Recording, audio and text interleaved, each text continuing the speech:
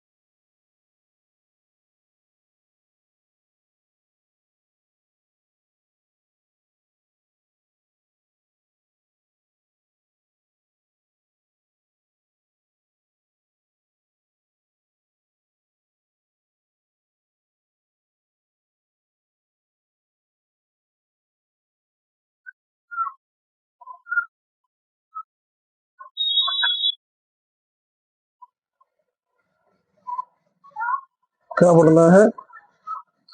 द्रव्य तरंग या डी ब्रोगली तरंग। अच्छा, ये होती क्या है? जो आपका प्रकाश है कभी तो कण की तरह व्यवहार करता है। किसकी तरह? कण की तरह। और कभी तरंग की तरह व्यवहार करता है। किसकी तरह? तो जो ये दीवरों तरंग या द्रव्य तरंगे आई क्यों, वो सुनो। सबसे पहली बात तो ये किसी से मैच नहीं करती है, अलग ही तरंग होती है। ना तो ये तुम्हारा विद्युत चुंबकीय तरंगे हैं और न ही तुम्हारी ये मैकेनिकल वेव है।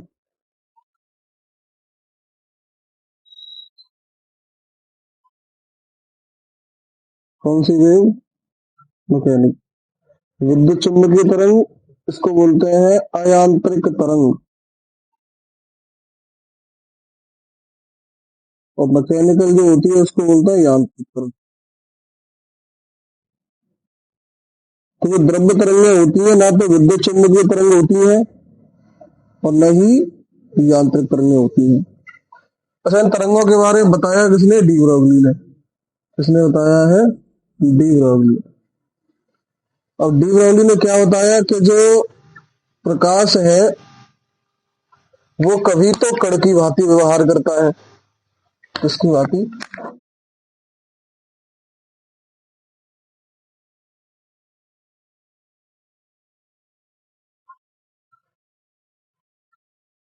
और कभी तरंग की भांति व्यवहार करता है। क्लियर? और जैसे ही आपने देखा है, बताया कि इन्होंने इलेक्ट्रॉन, प्रोटॉन और तुम्हारा अल्फा कण जब ये गति करते हैं, क्या करते हैं? गति करते हैं तो एक तरंग उत्पन्न होती है। उसे ही बोला जाता है द्रव्य तरंग या डी ब्रोगली तरंग। चलिए, तो याद रखेंगे जो प्रकाश का सिंगल नेचर नहीं है, प्रकाश कैसे नेचर का है? डबल नेचर है। ये बात किसने बताई थी? बोलो। De Broglie. Double nature of light. तो लिखिए डेफिनेशन। प्रकाश कभी कण की भांति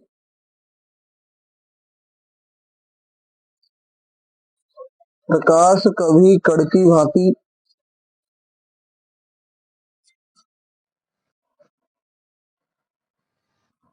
तथा कभी तरंग की भांति व्यवहार करता है।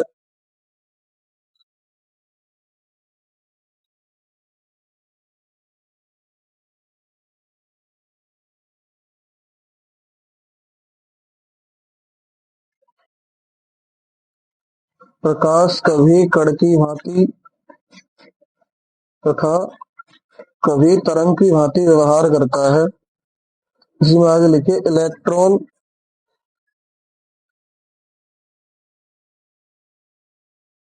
जैसे लगा लो आगे, करता है जैसे इलेक्ट्रॉन प्रोटॉन तथा अल्फा कण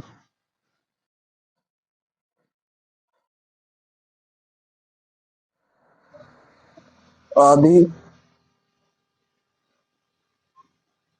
की गति से उत्पन्न तरंगे आदि की गति से उत्पन्न तरंगे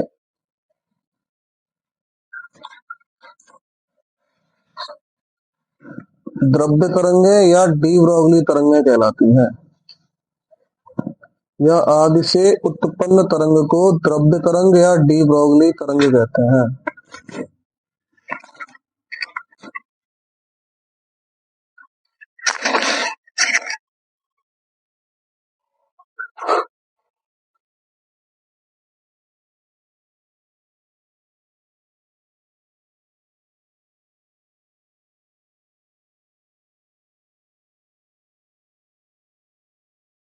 देखिए, बताइए डी ब्रॉगली तरंग क्या होती है।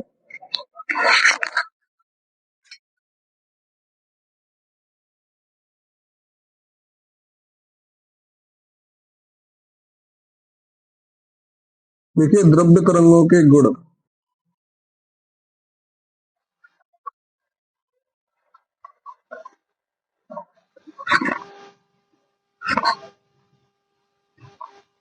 देखो द्रव्य तरंगे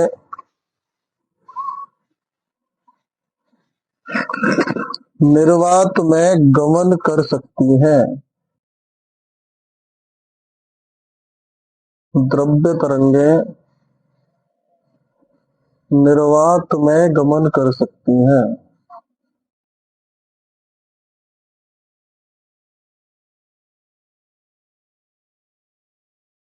लेकिन यह विद्युत चुंबकीय तरंगे नहीं है। आपके दिमाग में ये आए कि द्रव्य तरंगे निर्वात में गमन कर रही हैं तो विद्युत चुंबकीय तरंगे हो सकती हैं, लेकिन यह विद्युत चुंबकीय तरंगे नहीं है।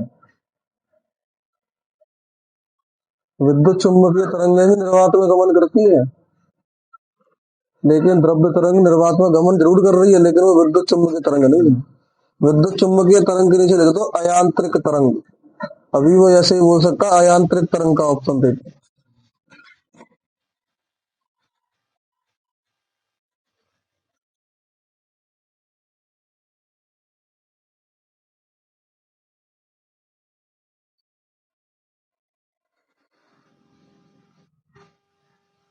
अगला लिखिए।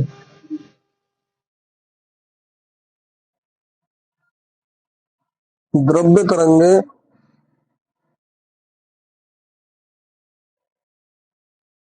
द्रव्य तरंगों का वेग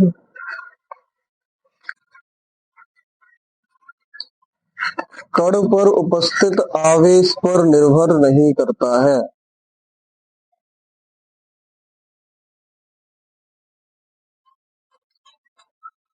कण पर उपस्थित आवेश पर निर्भर नहीं करता है।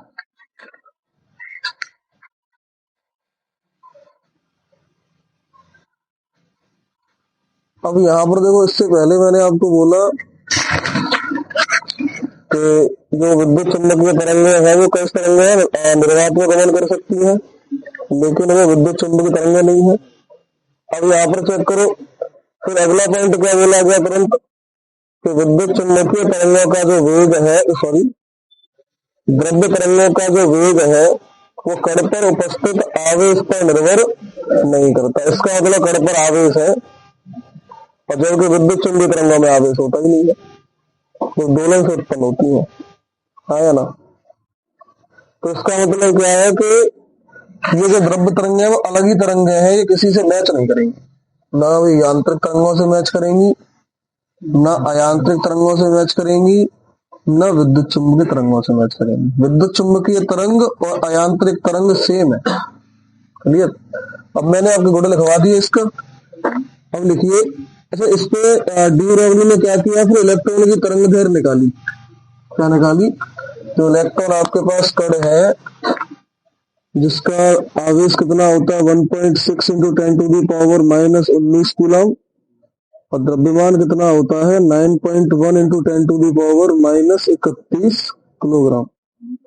तो जो इलेक्ट्रॉन पर उन्होंने क्या निकाली, उसकी तरंग दैर्घ्य। तो स्पेशल हेडिंग लगाइए, डी ब्रॉगली की इलेक्ट्रॉन की तरंग दैर्घ्य।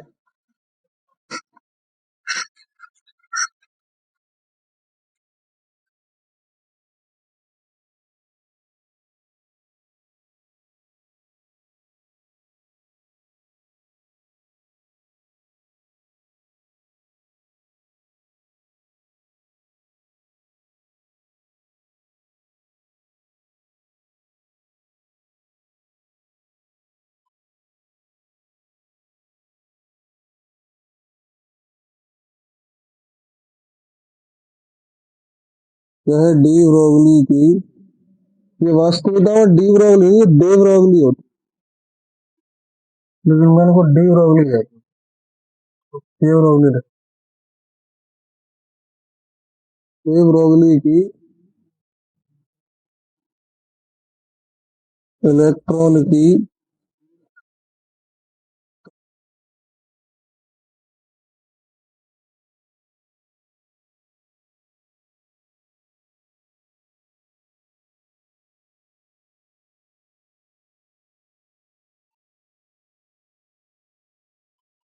क्या है? डी ब्रोगली की, जैसा किसी किसी किताब में देव ब्रोगली दिया हुआ है, किसी किसी किताब में देव ब्रोगली दिया गया है।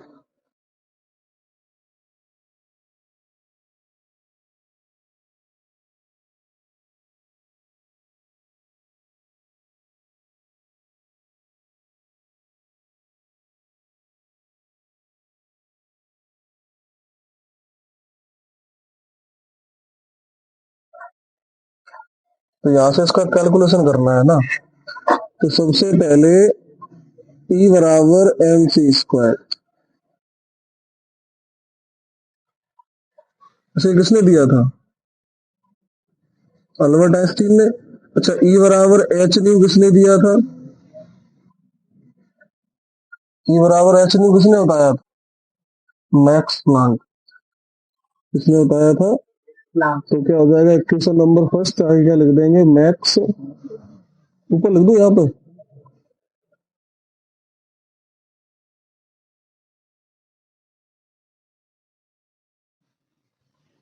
तो क्या दिया? E बराबर H nu, equation number first. उसके बाद अल्बर्ट आइंस्टाइन,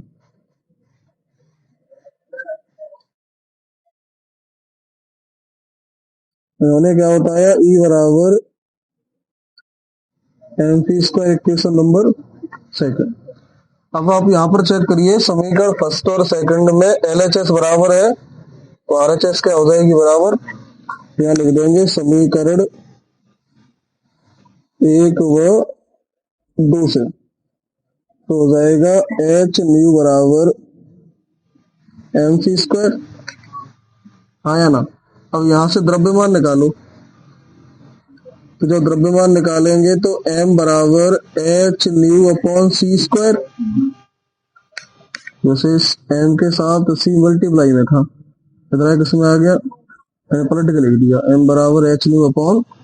अच्छा, अब मुझे पता है कि सी बराबर क्या होता है? New lambda. क्या होता है? तो यहाँ से रख सकता हूँ मैं इसकी जगह पर, तो हो जाएगा एम बराबर H C upon lambda, nu की वैल्यू रख दो, सी अपॉन लैम्बडा, हाँ या ना, इंटू सी स्क्वायर। बोलो कैसे? यहाँ पर लिख लो सी स्क्वायर, यहाँ लिखो लैम्बडा। अब आपको समझ में आ रहा होगा कि यहाँ पर न्यू की जगह पर मैंने क्या लिख दिया है? सी अपॉन लैम्बडा, बाकी का सेम। अब एक सी से एक सी कट जाएगा, तो क्या बचेगा? एम बराबर एच अपॉन सी लैम्बडा। क्लियर? अब यहाँ से ये क्या आया? द्रव्यमान। क्या आया है? अगर मैं बात करूं संवेग की, तो मैंने संवेग का आपको फॉर्मूला बताया था, P बराबर क्या होता है? एम इंटू सी, आया ना? तो P बराबर एम का वैल्यू ये रहा, चेक करो, वैल्यू रख दो, तो एच अपॉन सी लैम्बडा इंटू सी, सी से सी कैंसल आउट, तो क्या बचेगा? P बराबर एच अपॉन लैम्बडा। और मुझे निकालनी क्या है? तो तरंग दैर्घ्य लैम्बडा क्रॉस मल्टीप्लाई यहाँ रखा जाएगा, P आ जाएगा, तो आ जाएगा एच अपॉन। अब यहाँ से मेरे पास एक कॉन्सेप्ट होता है गतिज ऊर्जा और संवेग में संबंध, ये मुझे फर्स्ट ईयर में पढ़ाया जाता है।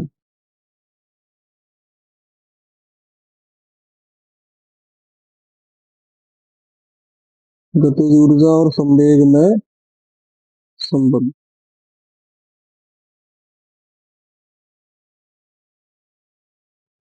ये संबंध ये होता है। अच्छा, गति ऊर्जा का फॉर्मूला क्या होता है? के बराबर 1/2 mv²। आया ना? अगर यहाँ पर मैं m का मल्टीप्लाई कर दूं और m का ही भाग कर दूं, ठीक है, तो ये क्या हो जाएगा? के बराबर 1/2 क्या हो जाएगा? m² × v² upon m। तो के बराबर 1/2, इसको मैं एक साथ लिख सकता हूँ mv² अपॉन m, और mv की जगह पे क्या लिख सकता हूँ? p। तो के बराबर हो जाएगा 1/2 p² अपॉन m।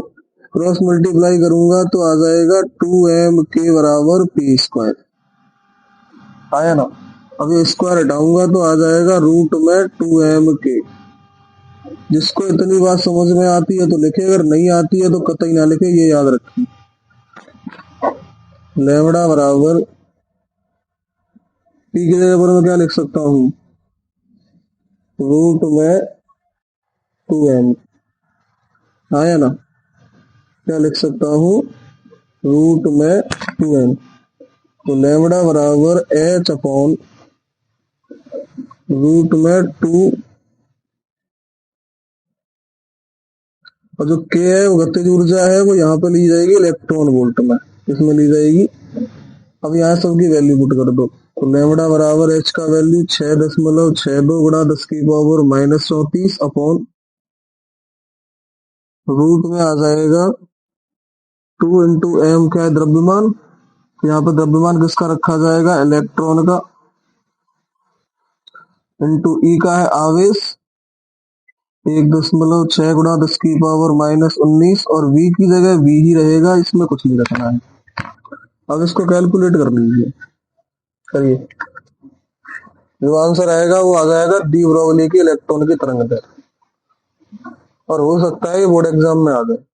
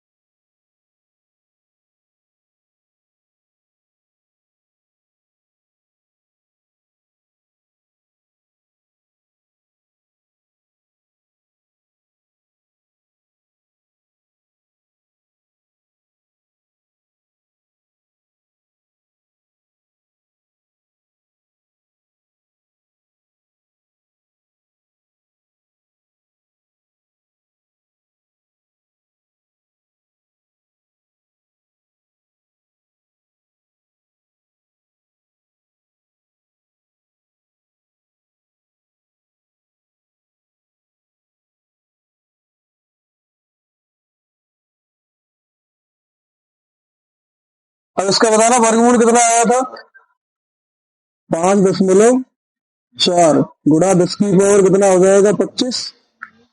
हाँ या ना। इसके बाद में देखो क्या कर दिया, लेमड़ा बराबर 6.62 × 10⁻⁻⁻34। इसका और इसका तीनों का मल्टीप्लाई किया तो कितना आया, 29.12 गुणा 10 की पावर कितना, -50। तो इसका ये क्या हो जाएगा, वर्गमूल कितना आया, और रूट से बाहर आएगी पावर आधी हो जाएगी। और इसका भाग कर दो इसमें। हम्म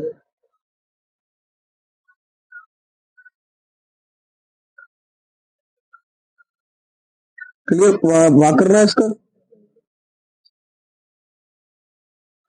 तो लैम्बडा बराबर 1.225 गुणा 10 की पावर कितना हो जाएगा, -9 अपॉन √v। हाँ या ना। अब इसको मान उसमें लिख दो, एंगस्ट्रॉम में बना दो। आप यहां तक लिखना चाहो तो यहां तक भी लिख सकते हैं, या नैनोमीटर कर देना। अब ये किसमें आएगा, नैनोमीटर में। तो आ जाएगा जैसे 1.225 नैनोमीटर √v। ये किसमें आया बताना वैल्यू, नैनोमीटर में। और अगर यही वैल्यू आपको चाहिए एंगस्ट्रॉम में, किसमें चाहिए, तो 0.1 अंक पीछे करो। तो लैम्बडा बराबर 12.25 गुणा 10 की पावर -10 हो जाएगा, अपॉन क्या हो जाएगा, √v। तो अब 10 की पावर -10 और लैम्बडा है तो मात्रक मीटर, तो उसका आप क्या लिख सकते हो फिर, अब ये मीटर लगाओगे ना तो तभी तो वैल्यू पूरा माना जाएगा। तो 12.25 अपॉन √v, और 10 की पावर -10 मीटर को क्या लिख सकते हो आप, एंगस्ट्रॉम। तो चाहे ऐसे लिख लो चाहे ऐसे लिख लो, ठीक है।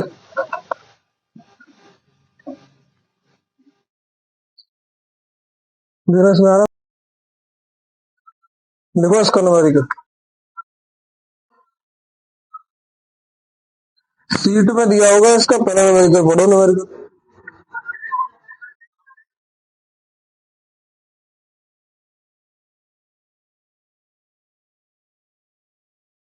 बी का वैल्यू कितना दे दिया इसने, 100 वोल्ट। हम्म उसने बोला डी ब्रोगली तरंग दैर्घ्य बतानी है, लैम्बडा का वैल्यू। तो डी ब्रोगली तरंग दैर्घ्य का फॉर्मूला क्या होता है, 12.25 अपॉन √v। हाँ या ना। लेकिन ये वैल्यू होता है किसमें है, एंगस्ट्रॉम में। किसमें होता है, बी का वैल्यू रख दो। तो लैम्बडा बराबर 12.25 अपॉन रूट में 100 आ जाएगा, क्या हो जाएगा, एंगस्ट्रॉम। और 100 का वर्गमूल, तो 12.25 × 10, एंगस्ट्रॉम 10 का भाग कर दो, तो 1.225 एंगस्ट्रॉम आंसर।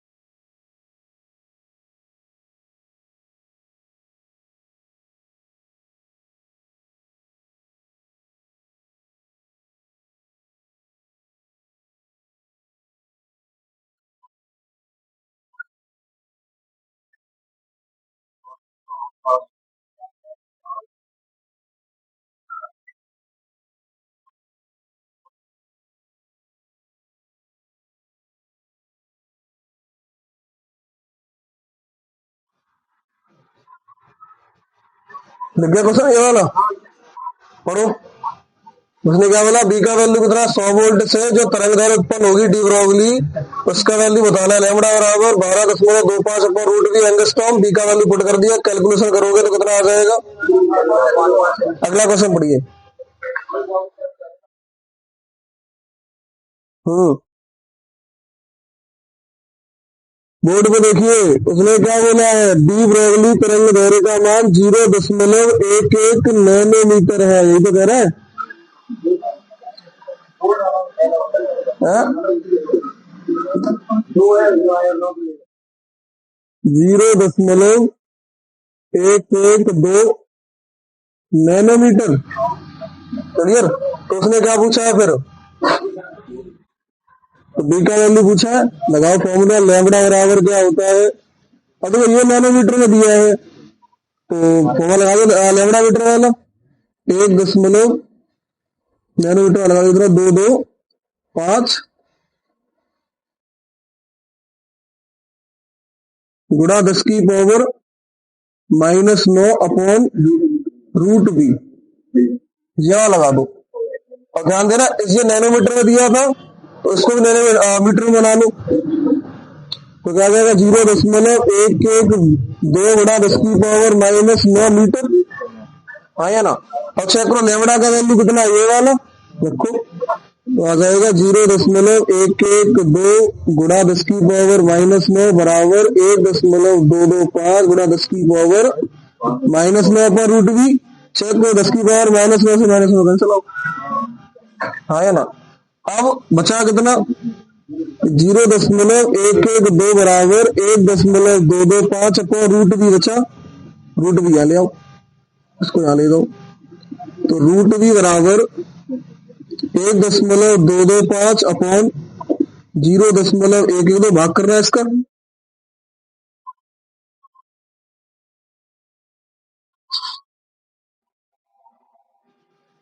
तो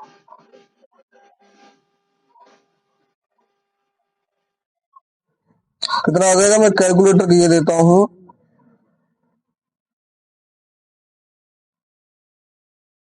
10.93, तो रूट वी बराबर 10.93। अब यहां से रूट हटेगा तो क्या बनेगा, स्क्वायर दोनों, तो वी बराबर क्या हो जाएगा, 10.93 का स्क्वायर। अब इसका स्क्वायर निकाल दो, वर्ग।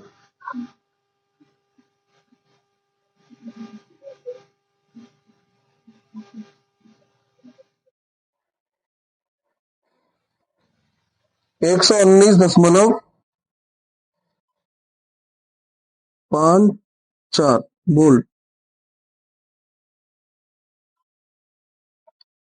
क्लियर। अगर आप एक अंक तक निकालेंगे तो 118 वोल्ट कुछ आएगा।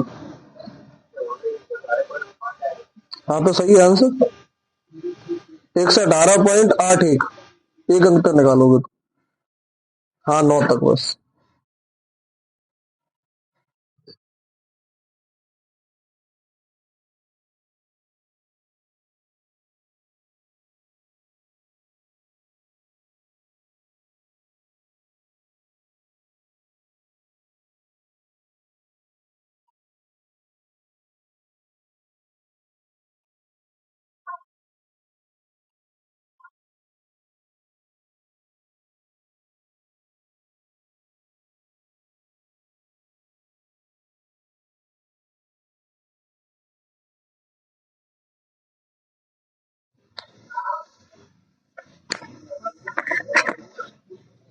अब एक एनसीईआरटी का इंटेक्स क्वेश्चन है, उसको कर लो।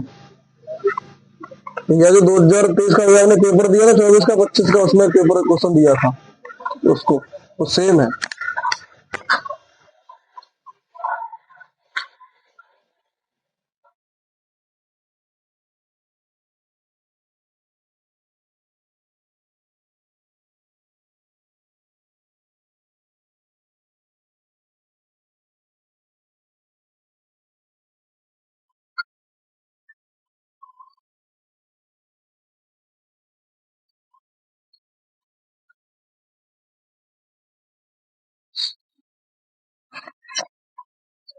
अच्छा, लैम्बडा बराबर आपने निकाला था बीच में H/P निकाला था, तो P की जगह पर आपने रूट में रखा था 2m आया ना, उसको दिमाग में रखना।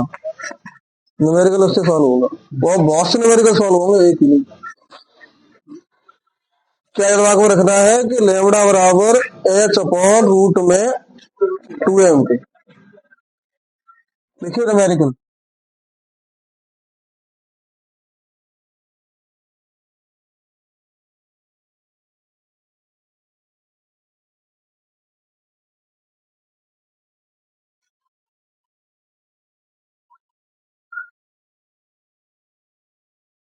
प्रोटॉन और अल्फा कण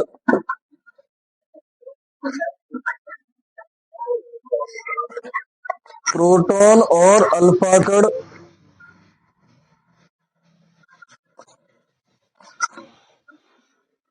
के द्रव्यमानों का अनुपात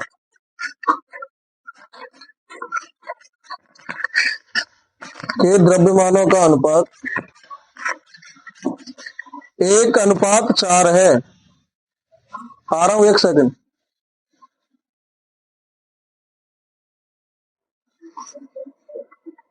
क्या लिखा है? प्रोटॉन और अल्फा कण के द्रव्यमान का अनुपात 1/4 है। यदि दोनों कणों की गतिज ऊर्जा समान हो,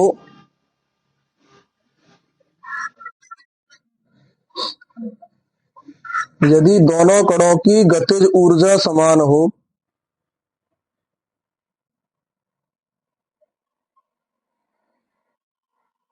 तो इनकी डी ब्रोगली तरंग दैर्ध्यों का अनुपात क्या होगा? तो इनकी डी ब्रोगली तरंग दैर्ध्यों का अनुपात क्या होगा? और ये बहुत अच्छा क्वेश्चन है, चैप्टर नंबर 5 से मैच करेगा। आपको अल्फा कण, इलेक्ट्रॉन, प्रोटॉन के द्रव्यमान पता होने चाहिए, कौन किससे कितने गुना होता है।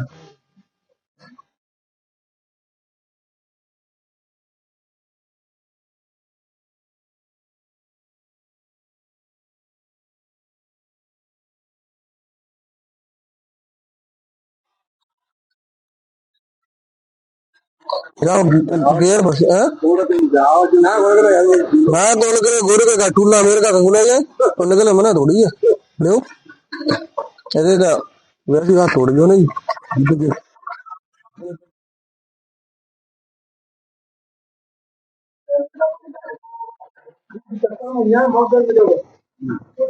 अब बात पैसा हो तो पैसा दे जाओ गेर ऐसा निकालो न्यूटन है जाओ कर रही तो आगे डाले पीछे निकालना पड़ेगा, गड़बड़ सबका गेर गड़बड़ है जाओ ना।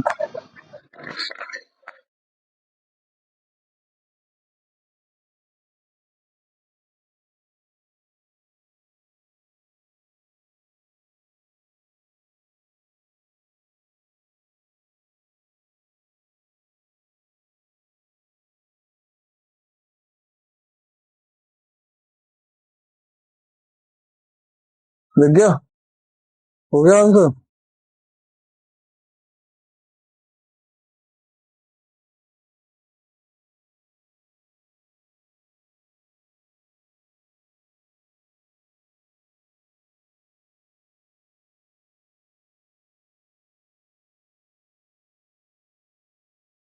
मैं पहले सवाल एक करा देता हूँ, उसके बाद आप करना, है ना। अभी आपसे यही पूछ लेगा वो, पेपर क्वेश्चन दे दो, लगातार लिख लो, कोई दिक्कत नहीं है। इलेक्ट्रॉन गुना प्रोटॉन तथा अल्फा कण है अलग।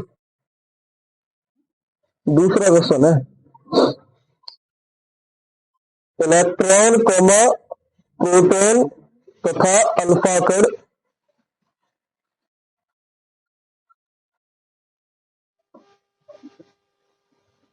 तीनों की गतिज ऊर्जाएं समान है।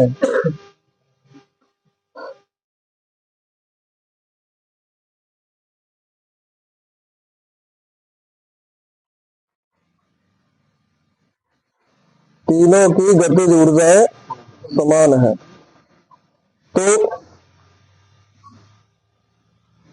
सबसे न्यूनतम डी ब्रोगली तरंग दैर्ध्य किस कण की होगी?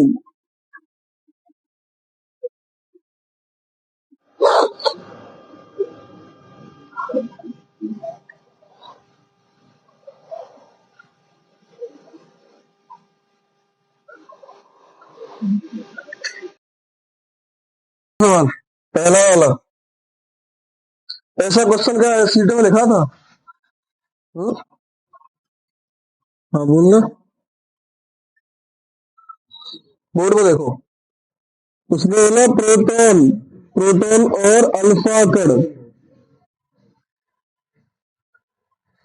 उसका मतलब एम द्रव्यमान, पी का मतलब प्रोटॉन। तो प्रोटॉन का द्रव्यमान एम पी और अल्फा कण का द्रव्यमान एम अल्फा बराबर कितना दे रहा है? 1:4। बोलिए। अब इससे मुझे ये पता चल रहा है कि एमपी का वैल्यू 1 है और अल्फा कण का 4। अच्छा कैसे? क्योंकि जो मैंने चैप्टर नंबर फर्स्ट में पढ़ा था और इसीलिए मैंने वहां पर अल्फा कण पढ़ाया था आज के देने के लिए। तो चेक करो एमपी का वैल्यू कितना होता है? 1.67 गुणा 10 की पावर -27 किलोग्राम। हाँ या ना? और एम अल्फा कण का द्रव्यमान कितना होता है? हाँ। हम्म। हाँ गर्ल्स में कौन होता है? हाँ पूछो तो। हाँ सचिन। हाँ और कौन होता है? हम तो टेस्ट हुआ बाकी की सब। हम तो बस देख हुआ है। 4 गुना होता है। कितने गुना होता है? एमपी का वैल्यू कितना? 1.7 गुणा 10 की पावर -27 किलोग्राम। इसका मतलब प्रोटॉन का द्रव्यमान। और अल्फा कण का द्रव्यमान कितना होता है? कितना द्रव्यमान? अब जो ये द्रव्यमान जो होता है प्रोटॉन से अल्फा कण 4 गुना भारी होता है। कैसा होता है? 4 गुना भारी। तो वो जो सवाल बनाया गया बिल्कुल फिक्स है। तो M P ratio M alpha कण बराबर 1:4। हाँ या ना? अब उसमें क्या बोला है?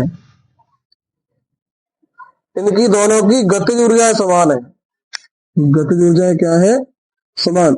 चाहे वो केपी हो और चाहे वो के लैम्बडा हो, दोनों के हैं। हाँ या ना? मतलब प्रोटॉन की गतिज ऊर्जा अल्फा कण की गतिज ऊर्जा के, ये के किसका है? अल्फा कण। अल्फा कण की गतिज ऊर्जा कैसी? बराबर। अच्छा दोनों बराबर तो दोनों मैंने क्या मान ली थी? उनकी गतिज ऊर्जा कैसी है? समान। फिर उसने क्या बोला? तो डी ब्रॉगली तरंग दैर्घ्य, इसका मतलब lambda P ratio lambda alpha कण बताना है। हाँ या ना?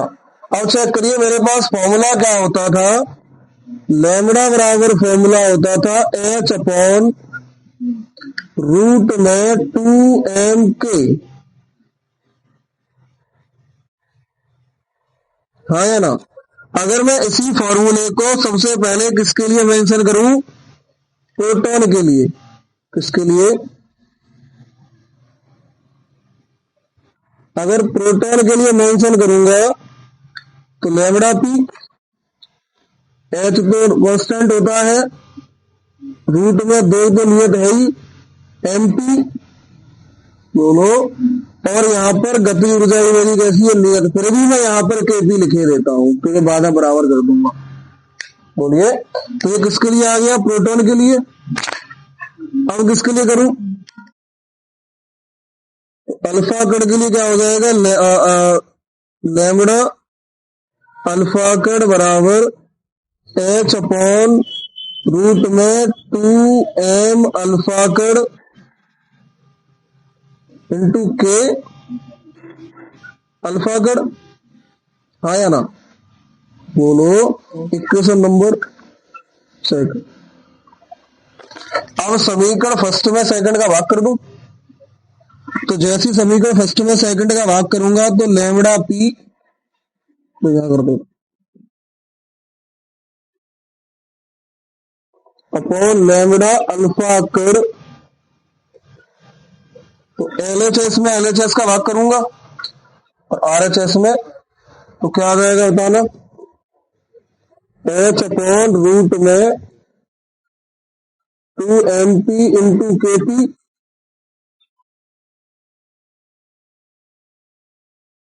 तो यहाँ पे लिखने का बड़ा महत्व है। इनटू क्या आ जाएगा, KP upon H upon 2m alpha कड़ इंटू के अल्फा कड़, आया ना। अब चेक करना, पी की जगह पर भी क्या लिख सकता हूं और अल्फा कड़ की जगह पर भी क्या लिख सकता हूं। तो lambda P upon lambda alpha कड़ बराबर, काट दो अरे मत काटा है, एच अपॉन रूट में 2mp इंटू के, दोनों अपॉन, यह लगेगा बराबर, तो यह लिखा जाएगा lambda P upon lambda alpha कड़। तो यहाँ क्या बचेगा, एच अपॉन रूट में 2m अल्फा कड़ इंटू के, बोलिए। अब काटो, देखो एच से एच कट गया, अरे एच से एच कट गो, बोलिए। केते के कहा से कटा दोगे, पर रूट तो बहन काम नहीं बुराई,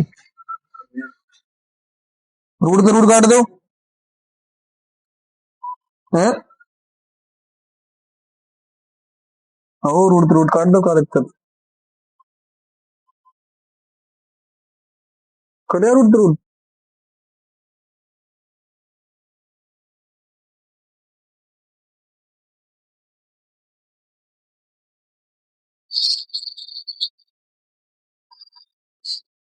क्या मैं रूट से रूट काट सकता हूँ,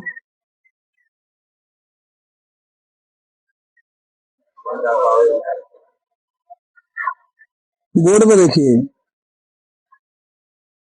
lambda P upon lambda alpha कड़ बराबर, एच से एच कट गया, तो अपॉन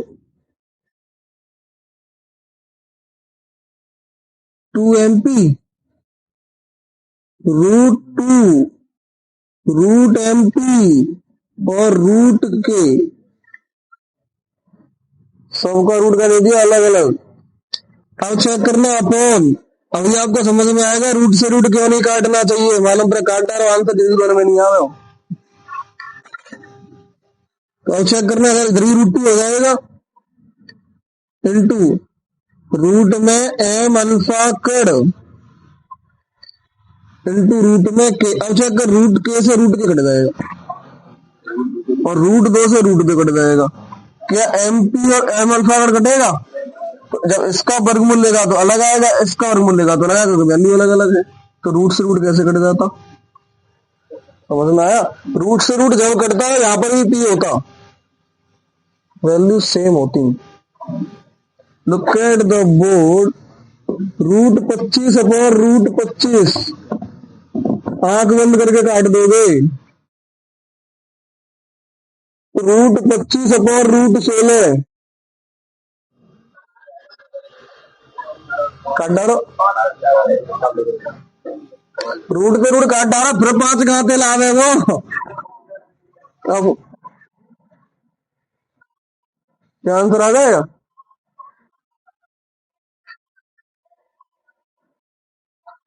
तो समझ रहा है रूट से रूट कब कटेगा, जब वैल्यू रूट में कैसी हो तो यहाँ पे क्या वैल्यू समान थी, ये एमपी था, ये मतलब पकड़ था। बोलो अब क्या बचा यहाँ पर, बोलो, इसके बाद लिख लो, जल्दी लिखिए।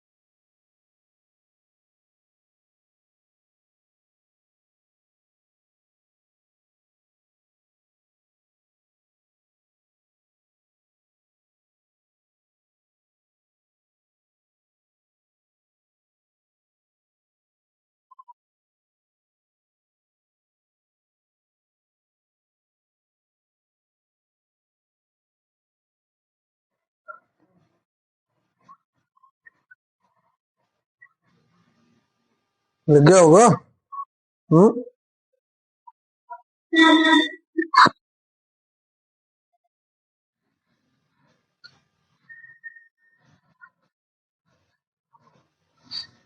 जाने लिख ले बस साइड में बस। ये तो इसके साथ लिख लो। लिख गया। देखो बोर्ड पे। बोर्ड को देखिए कौन बंद करो। एमपी रेशियो एम अल्फा कर कितना दिया था 1:4। पूछा कि अच्छा आपकी जो गतिज ऊर्जा थी वो दोनों की कॉमन थी। तो केपी इक्वल टू के अल्फा कट इक्वल टू के। तो आपसे दी ब्रोगली तरंग दैर्घ्य का अनुपात पूछा गया है प्रोटॉन और अल्फा कट का। तो सबसे पहले प्रोटॉन के लिए फॉर्मूला लगाएंगे वही वाला। लेमड़ा बराबर है h/2m के। तो पी के लगाया प्रोटॉन के लिए पी मेंशन कर दिया। और अल्फा कट के लगाया तो अल्फा कट मेंशन कर दिया और इसमें कुछ नया नहीं है। इसके बाद आप चेक करो यहां से सॉल्व करेंगे इससे आगे।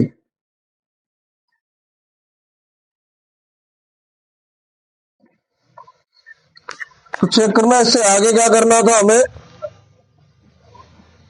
यहां देखो रूट टू से रूट टू कट गया।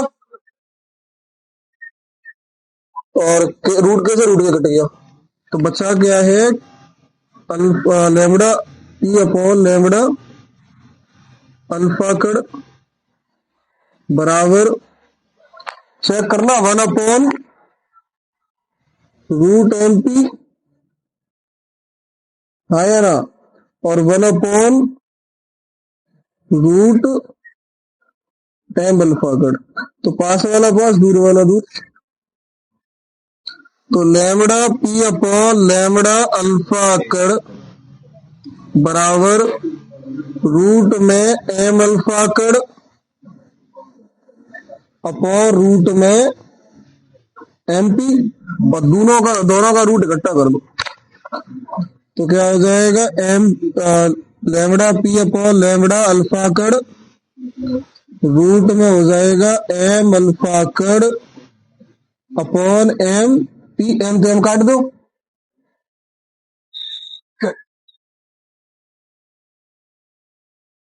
एम से एम कट जाएगा ना सेम है। पी और अल्फा कड़ बाद में देखेंगे। बोलो। हाँ। अब चेक करो। तो एम अल्फा कड़ और एम प्रोटॉन।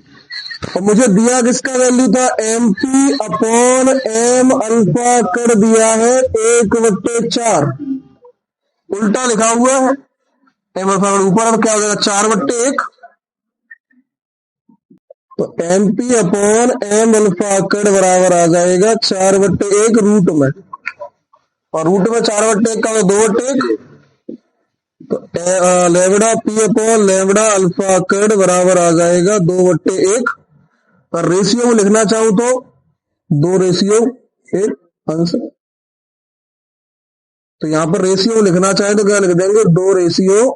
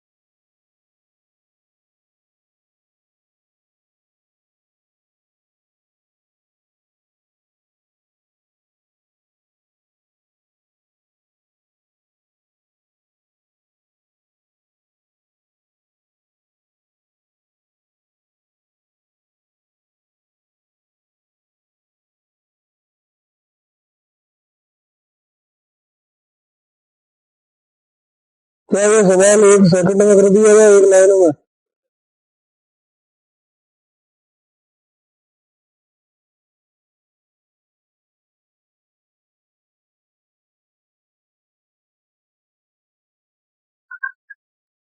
लेकिन वो फॉर्मूला सिर्फ जीनियस के लिए होगा। ये तो रपेटा हुआ रखे हैं। चलो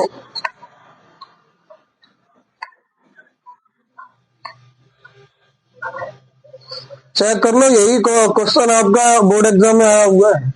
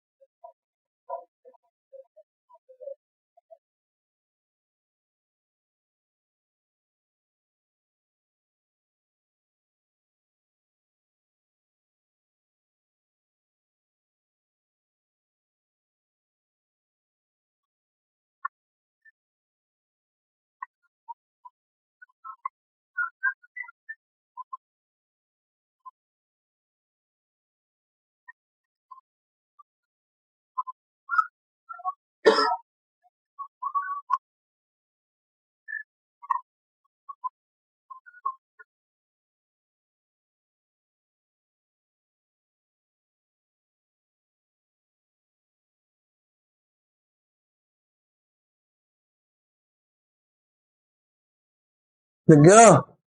समझ में आ गया? बोलो। यहाँ से कुछ नहीं किया है मैंने, सबको समीकरण फर्स्ट और सेकंड से भाग कर दिया है।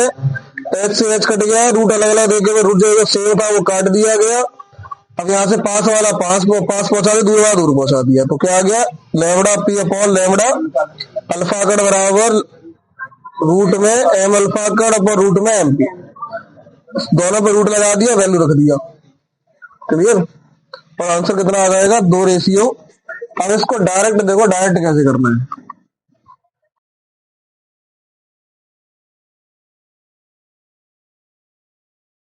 डायरेक्ट आपको यहां से उठाना है कि लेमड़ा बराबर होता है रूट में एम। क्या होगा? लेमड़ा बराबर रूट में एम। अब पी के लिए होगा तो पी यहाँ आ जाएगा, अल्फा करेगा अल्फा कट यहाँ आ जाएगा। डायरेक्ट ये वाला फॉर्मूला लगा देना, आंसर आ जाएगा। इतना बड़ा कुछ नहीं करना पड़ेगा, काटा पीट कुछ नहीं करना, क्योंकि डायरेक्ट आप यहाँ पे आएंगे। इतना फॉर्मेशन नहीं करना पड़ेगा। हाँ, पूरे नंबर लेके खा जाओगे। पूरे नंबर जब नहीं दे रहे मालूम पर जाके तो देखिए, बरमूड करके डायरेक्ट उल्टा रख दो आंसर। समझ में आया? जैसे अभी यहाँ पर मैं रख दूं, जादू नहीं, जादू भी छोटा पड़ जाता है। 4:9 द्रव्यमानों का अनुपात, तो डी ब्रोगली तरंग दैर्घ्य का अनुपात कितना? 3:2 आंसर। समझ में आया? 1:16। सॉल्व करके देख ले, आया ना? तो समझ में आया 1 सेकंड सवाल कैसे होता है?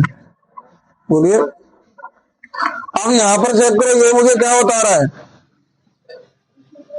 कि लेमड़ा बराबर 1/रूट में एम। आया ना? तो अल्फा ये लेमड़ा और एम द्रव्यमान एक दूसरे के व्युत्क्रमानुपाती है।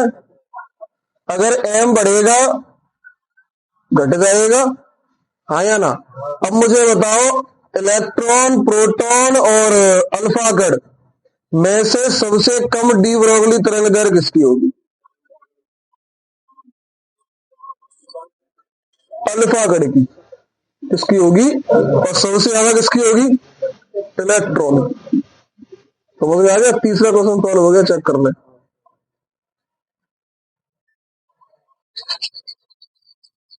बोलो। गतिज ऊर्जा समान है। बोलिए। चैप्टर नंबर 11 के फॉर्मूले लिखिए। अच्छा, आप बता सकते हैं कि अल्फा कण इलेक्ट्रॉन से कितने गुना बड़ा होता है? ये मैंने आपको चैप्टर नंबर फर्स्ट में प्रूव करवाया था सब।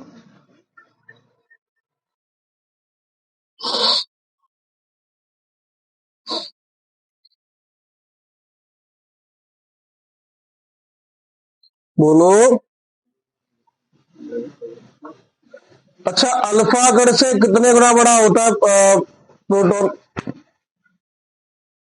कितने गुना, कैसे पता है? हैं?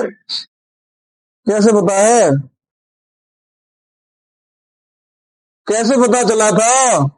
कच्ची ना करो ना, भाग कर दो नौकर की। तो जैसे भाग करके हमने सोल्व किया तो इसने इसको 4 बार काट दिया, तो M P upon M alpha कड़ बराबर आया था 1/4, और वही तो मुझे दिया गया था। बोलिए, अगर ऐसी मुझे इलेक्ट्रॉन का द्रव्यमान पता है, मुकला बहुत मारूंगा मैं। राम पुस्तक डंडा चिचरावत रंगे और प्रश्ना तक चिचराएंगे। क्या लिखा है? एम ई बराबर 9.1 इंटू 10⁻³ किलोग्राम। अब हमें किसी तीनों में से किसी को भी ये चेक करना हो कि कौन किससे कितने गुना बड़ा या कितने गुना छोटा है, तो आपको कुछ नहीं करना, 2 इक्वेशन लिख के भाग देना शुरू कर देना है। समझ में आ रहा है? जैसे अभी मैंने आपसे पूछा कि बताओ इलेक्ट्रॉन से प्रोटॉन कितने गुना बड़ा है, तो आप इसको बनाओ इक्वेशन नंबर फर्स्ट और इसको बनाओ इक्वेशन नंबर सेकंड। अब ये चेक कर लेना कैलकुलेशन किससे इजी रहेगी। जैसे अभी आपने इसको बनाया इक्वेशन नंबर सेकंड, तो इसका भाग इसमें दे देना, तो ये प्लस का हो जाएगा ऊपर जाके। तो इक्वेशन प्लस का ऊपर होगा तो मल्टीप्लाई करना पड़ेगा। 1000 का मल्टीप्लाई आसानी से हो जाएगा, भाग करके दशमलव में आंसर आएगा, भाग करोगे तो। समझ में आ रहा है मैं क्या बता रहा हूँ? बताना इलेक्ट्रॉन प्रोटॉन से कितने गुना बड़ा है? इलेक्ट्रॉन या प्रोटॉन में कौन किससे कितने गुना बड़ा या छोटा है?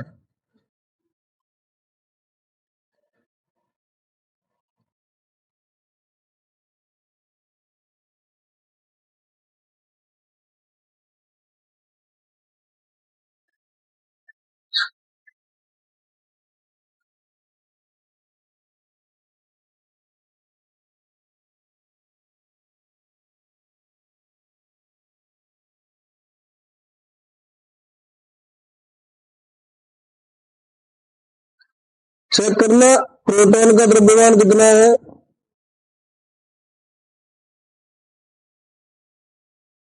किलोग्राम। और इलेक्ट्रॉन का द्रव्यमान कितना है? किलोग्राम। हमें ये चेक करना है कौन किससे कितने गुना बड़ा है। समीकरण बना लो और भाग कर दो, तो भाग करो, किलोग्राम से किलोग्राम कैंसिल आउट, तो M P upon M E बराबर लिख दो, तो 1.67 गुणा 10 की पावर कितना बचेगा 4 प्लस का अपॉन 9.1, इसका भाग कर दो उसमें, करना।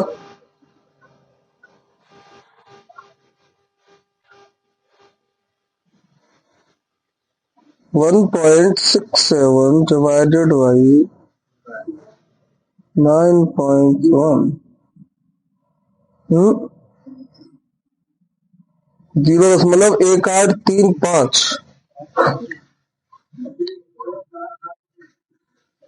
M P upon M E बराबर 0.1835 इंटू 10 की पावर 4। अगर मैं 10 की पावर 4 का मल्टीप्लाई कर देता हूं तो M P upon M E बराबर 1835 आया ना, और क्रॉस मल्टीप्लाई करूंगा तो एम पी बराबर आ जाएगा बेटा 1835 गुणा एम ई। अब बताना कौन बड़ा है? ये तो प्रोटॉन बड़ा कि इलेक्ट्रॉन? क्यों?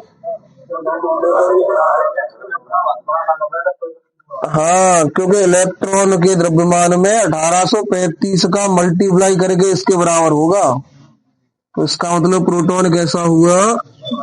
बड़ा। किससे कितने गुना बड़ा? 1835 गुना बड़ा। और इसको एनसीईआरटी 1836 गुना बड़ा दिखाती है, क्योंकि यहाँ पर 5 के बाद डिजिट आया था वो 6 आया था। जब 6 आएगा तो 10 मतलब ये राउंडिंग ऑफ नंबर से चलेंगे तो यहाँ कितना आ जाएगा 6। वो एनसीईआरटी की जो वैल्यूज हैं वो राउंडिंग ऑफ नंबर से फिक्सिंग है। तो इलेक्ट्रॉन प्रोटॉन से कितने गुना बड़ा है, कितने गुना छोटा है? सर ये बोला गया कि प्रोटॉन इलेक्ट्रॉन से 1836 गुना भारी है, तब भी सही है। अभी ये बोला गया कि इलेक्ट्रॉन प्रोटॉन से 1836 गुना हल्का है, तब भी सही है। हाँ या ना? तो ये समझ में आ गया कौन किससे कितने गुना भारी कैसे पता लगाते हैं। बोलो, लिख लो, फिर मुझे बता के दिखाओ, मैं क्वेश्चन बोल रहा हूँ।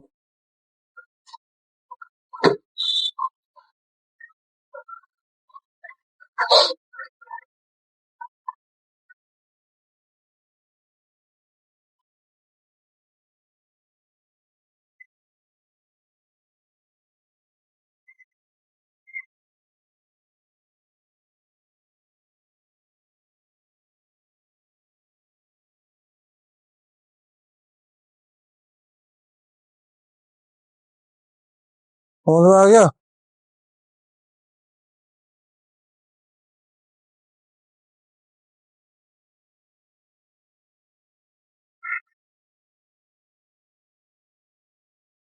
बाकी कल पढ़ते हैं।